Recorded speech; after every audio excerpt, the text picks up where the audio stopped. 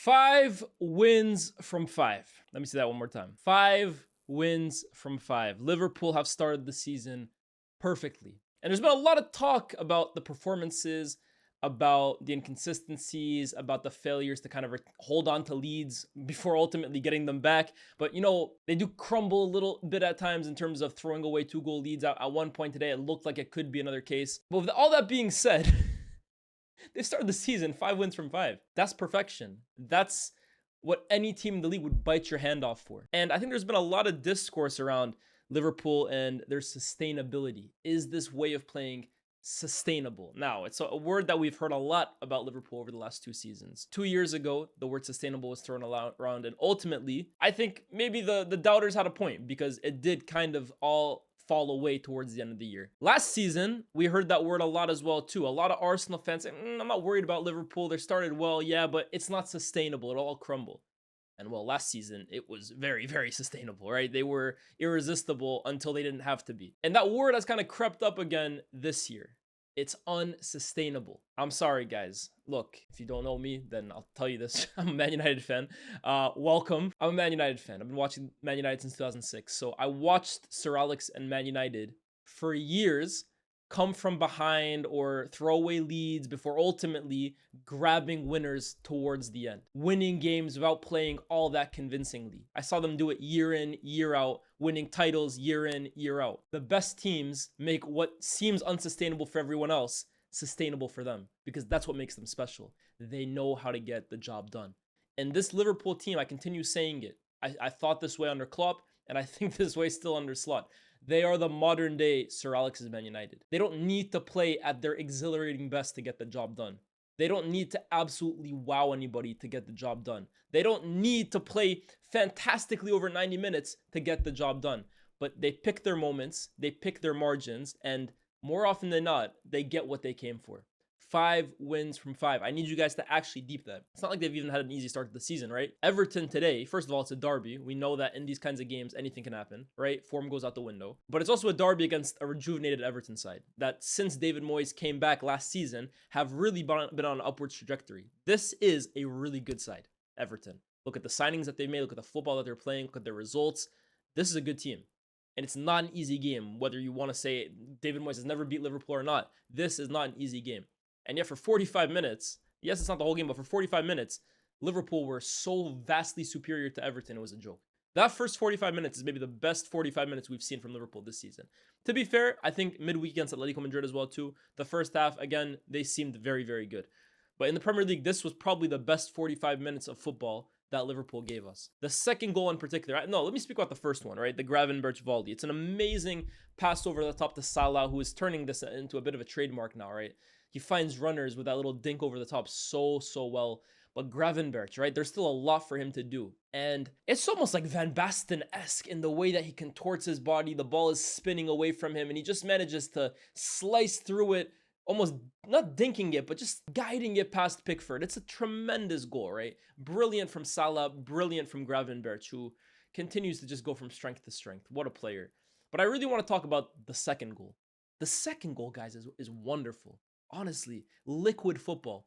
McAllister to Szoboszlai gets it back off of him, finds another man in behind to Ekitike, who makes the run, and within a space of like 5 to 6 passes, Liverpool have gone from their own half to the ball being in the back of the net. This team has so many different ways to cut you open, to hurt you, to get goals. And I think Ekitike now, what is that, his third or fourth goal of the season? Isak or no Isak, this guy just continues to get the job done. What a center forward this guy is, man. What a center forward. And I honestly kind of feel a little bad for him because obviously Liverpool are trying to get their £130 million man into the fray. They need to get him fit. They need to get him accustomed, right? They bought him for a lot of money. The hope is that he plays a lot of games for them and scores a lot of goals. But I almost kind of feel like it's hurting what Ekitike could potentially go on to do. Because he's coming off with like 20, 30 minutes left in games where it looks like he could grab 2 or 3. He's being rested in the Champions League when you could potentially be scoring in these games. Ekitike right now looks like one of the best center forwards in the world. And again, I keep hearing this talk about how they can play together. One can play off the left. But I mean, that could all very well be true, right? But still, like Ekitike leading the line is fully capable of looking like one of the best center forwards in the game. He's got a little bit of everything. And you know what I really like about Ekitike as well too? Obviously, we look at what a player can offer on the ball. He's very, very technical. He's very, very aggressive in terms of how he runs at players. He's proving to be a very, very capable finisher as well too. We'll disregard the miss at the end against Atletico because I think he's proven now that he can finish and score goals. But I love this guy's off the ball work rate. Ekitike off the ball, his tenacity is off the charts. The way he presses from the front, but not just that, the way he tracks back runners. Again, you're also looking at one of the hardest working number 9s on the planet. He does not give defenders a sniff. He doesn't give them an inch. He doesn't give a chance to breathe. What a player, man. Liverpool were so comfortable in that first half. The second half, I will say Everton deserve a lot of credit because I think they slowly but surely started to get back into the game. Grealish, I thought his battle with Connor Bradley was really, really interesting today. Bradley had some success. Grealish also had a lot of success as well too.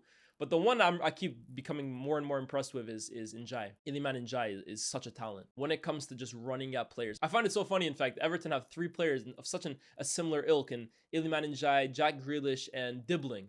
It's like a Pokemon evolution, bro. Like, Dibbling is the starter Pokemon, then you evolve into Ndiaye, and then what? The final evolution is Jack Grealish. Like, they're so good at just picking up the ball and running at players. And Ndiaye, right, he's so elusive, he's so technically gifted, but he's also very, very creative. And his battle as well, too, with Kerkez was fascinating because I think Kerkez was one of Liverpool's best players today, and he's another one I want to give a shout out to because I think this was arguably his best game in a Liverpool shirt, both going forward, defensively as well too. So solid at the back, so good at dealing with those deep crosses from Jack Grealish as well too, making sure Ndiaye couldn't get on the end of most of them until, of course, Everton's goal, which Ndiaye lays off perfectly to Idrissa Gueye, who scores a fantastic goal. But Everton, they showed a lot in the second half, and I think a key switch for them was the substitution of Beto on for Barry. Now, I know Beto has had some form of success against Van Dijk and Konate, as much as you can realistically have against them over the last few seasons.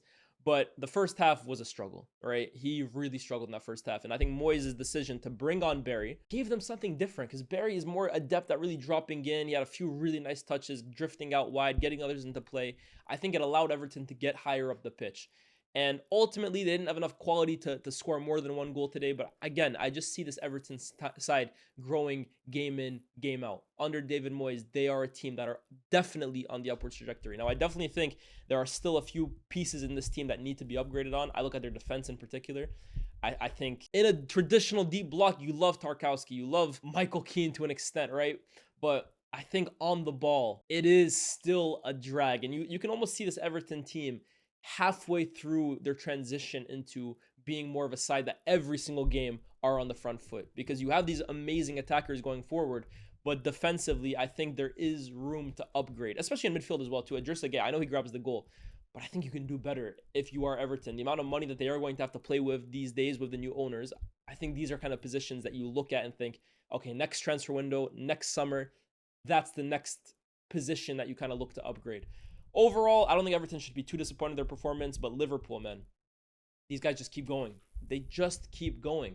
And again, I'm going to say it for everyone who keeps looking at their performances. I see a lot of people saying, can they keep winning games like this? Like, can they keep playing like this? Guys, I think that's one way of looking at it. But the way I look at it is this is a side that are trying to integrate so many new moving pieces into this team. Of course, it's going to be slow at the start. Of course, it's not going to click from the word go. But while some people are saying, can they play like this the whole season? I'm thinking, what are they going to look like when they actually click? If they're 5 for 5, trying to get all these players to play together well, imagine what actually happens when Wirtz finally gets his feet going. Imagine what happens when Isak finally gets sharp. Imagine what happens when Frimpong and Kerkez are going up and down up the pitch without even second thinking things. What are Liverpool going to look like when everything comes together? This is Liverpool, well, I would say the first few weeks. Now it's starting to get a little better, but that's Liverpool at their very worst. To think Liverpool are not going to get better as the season goes on and as these players learn to gel with each other is almost delusional. It's almost like you're trying to believe in your heart of hearts that this Liverpool team isn't for real. And they showed you last year that they are. And I think they showed you this 45 minutes that, look, no Wirtz today from the start, no Frimpong, no Isak. Instead, you see the same midfield that were so dominant last season, McAllister, Szoboszlai, and Gravenberch. And you saw that if Liverpool want to go back to what worked last season, they are very fully capable of doing it. But that's the point of evolving as a football team. You want to get better. And sometimes to get better, it takes a little bit of time. But ultimately, once Wirtz gets clicking, once Isak gets clicking, I don't see how you can look at this Liverpool team as anything but terrifying. I really struggle to see it. I think there is a lot of copium, to be honest with you, when people watch this Liverpool team. It's almost like they don't want to believe in how good they could become. But I don't know, man. I feel like because I've seen my team win games and win trophies the way this Liverpool team are, I know in my heart of hearts that if these guys really get it together, they are going to be damn near unstoppable, man. They look strong already, but I think this is really their base. I only see them improving game in, game out. Now, what I will say, if I'm going to continue looking at negatives, because this is a lot of positives for Liverpool. Wirtz, man, I'm not gonna lie, right? Like, again, I give him time for sure. New league, new team, but I am seeing things with Wirtz that I'm starting to think like the creative side of the game in particular. I think from a physical point of view, I kind of expected it to be something new for him, right? The intensity of the Premier League, the physicality of the midfielders. I didn't expect him to come into the league from day one and just like be the Florian Wirtz we know. But for me, it's almost a little more concerning when I see like the technical things where like the touches are a little loose, right? Or he has a chance to play a final pass and he's kind of just going sideways. I'm like, this is why Liverpool kind of bought you. Again, I expect there to be a transition from a physical point of view, an adaptation from a physical point of view. But from a technical and creative point of view, I am expecting a little more from Florian Wirtz. I'm sorry, I know Liverpool fans aren't going to want to hear it, but I'm honest here, right? That is a little underwhelming for me. There have been a few occasions over the last 5-6 games where I see Wirtz with the opportunity to play that killer pass he used to play at Leverkusen, or take a touch and bang it in like he did at Leverkusen. And it just seems a little off at the moment. Now, as I said, I'm not going to completely write him off. I know this guy's quality. I know how good of a player he is. But at the moment, I'm looking at these Wirtz cameos and these Wirtz performances, and I'm kind of coming away pretty underwhelmed. This is not Florian Wirtz. I see some people online saying, oh, this was better from Wirtz.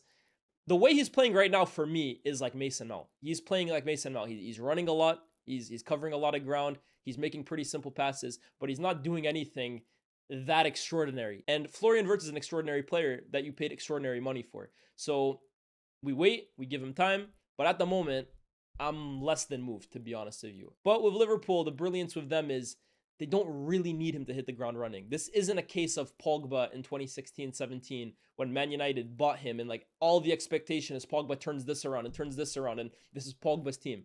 The thing with Liverpool is this is a team of champions before Wirtz got there. So they're fully capable of winning games without him. They're fully capable of winning games where he doesn't play that well. So from his point of view, that's a positive. But I think we are still waiting to see the best of him. And I expect it will come, but at the moment, I'm expecting more. But man, for all the scrutiny, for all the discourse around Liverpool, 5 wins from 5. Who can stop them? Next game. Who's their next game against? I mean, what's their next few games against? So they got Southampton in the 3rd round. This is EFL Cup. They got Crystal Palace away. That could be a potentially tricky game. Galatasaray away. We know that's a tricky game. Chelsea away. Oh, so they got 3 pretty tough away games in a row. In Crystal Palace, Galatasaray, and Chelsea. Maybe this is where we see some points drop, to be fair. That's a tough run of games. I'll see you guys very, very soon. Peace.